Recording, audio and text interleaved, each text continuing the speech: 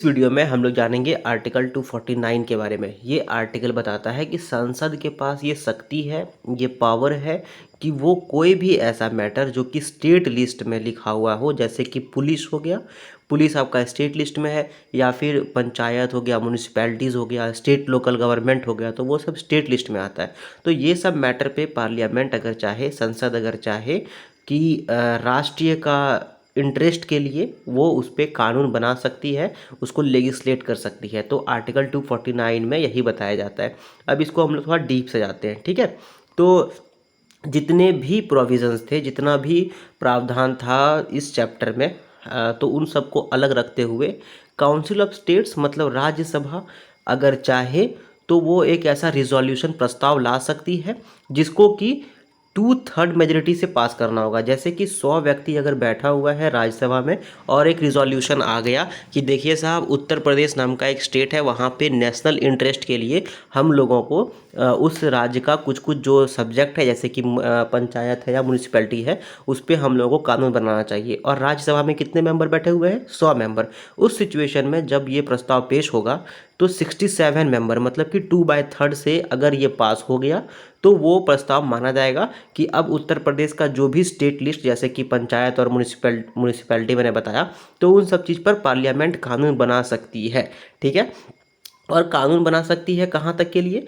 पूरे पूरे उत्तर प्रदेश के लिए, या फिर उत्तर प्रदेश का कुछ टेरिटरी के लिए जो कि उस रिजोल्यूशन में बताया गया हो, ठीक है। अब इसके बारे में अब हम लोग आते हैं नियम और शर्त पर कि क्या क्या इसका प्रोवाइडेड दैट है और क्या क्या इसका शर्तें हैं, ठीक है। तो सबसे पहली बात तो ये है कि जो भी वैसा रिजोल्यूशन आएगा वो 1 साल तक रहेगा, ठीक है, नॉट एक्सीडिंग 1 ईयर्स। अब उसके बाद उसमें क्या क्या स्पेसिफाइड रहेगा कि अगर कोई 1 साल तक के लिए एक रिजोल्यूशन आ गया, जैसे पहला वाला आया था उत्तर प्रदेश के लिए, वो पास हो गया, ठीक है, तो 1 साल के बाद वो ख़त्म होने वाला है। लेकिन फिर से वही रिजोल्यूशन आ गया कि देखिए साहब, उत्तर प्रदेश का जो स्थिति था वो सही नहीं हुआ है, तो हम लोगों को और एक बार इसको करना पड़ेगा। फिर 2/3 मतलब कि अगर 100 व्यक्ति बैठा हुआ है तो 67 मेंबर्स को पास करेंगे, तो वही सेम प्रक्रिया अगर फिर से दोहराया गया तो वही जो रिजोल्यूशन आया था राज्यसभा में वही रिजोल्यूशन चलेगा, और फिर से स्टेट सब्जेक्ट पर मतलब कि जो राज्य का हक है जिस पर, उस पर पार्लियामेंट कानून बना सकती है, ठीक है। अब मान लेते हैं कि क्लॉज ए के अंदर जो नियम बनाया गया था स्टेट सब्जेक्ट के लिए संसद के द्वारा, पार्लियामेंट के द्वारा, मतलब कि यहाँ पर राज्यसभा के द्वारा, उसके लिए संसद एक कुछ कानून बना दी अलग से, ठीक है, जो कि क्लॉज 1 मतलब जो अभी हम बताए स्टेट सब्जेक्ट के लिए बनाया गया था, ठीक है। उसके बाद क्या होगा? जब वो लॉ बनेगा, वो कानून बनेगा उस रिजोल्यूशन को पास करने के बाद या उसके लिए, तो फिर जैसे ही रिजोल्यूशन ख़त्म हो जाएगा, वो 1 साल के बाद वो जैसे निरस्त हो जाएगा, तो ये जो कानून बनाया गया था, अभी जो बनाया गया था कानून, वो 6 महीने के अंदर अंदर वो भी ख़त्म हो जाएगा, मतलब माना जाएगा कि वो भी ख़त्म हो गया है, ठीक है। अब उसके बाद इसमें एक्सेप्ट है।